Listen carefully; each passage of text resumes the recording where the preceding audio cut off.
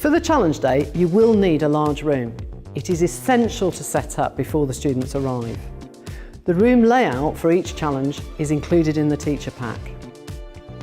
At the start of the challenge, the teams are given a set number of Faradays or a credit card with a maximum spend limit. This is the currency they will use to purchase things from the shop.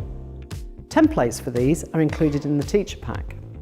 A large space is required to lay out the shop to make sure each item can be clearly identified. The resources needed for each challenge day are detailed in the teacher pack, along with associated costs.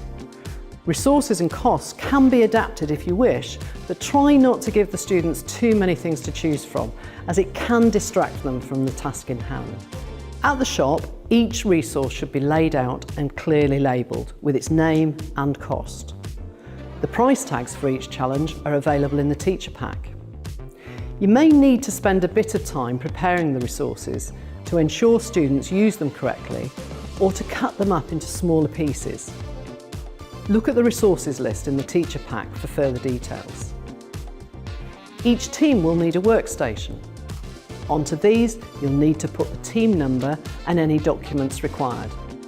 Usually, this is the team registration form, the account sheet, the planning sheet and any currency, but may also include other sheets such as team roles and responsibilities, depending on the challenge. Some challenges require additional areas to be set up, but these will be detailed in the teacher pack.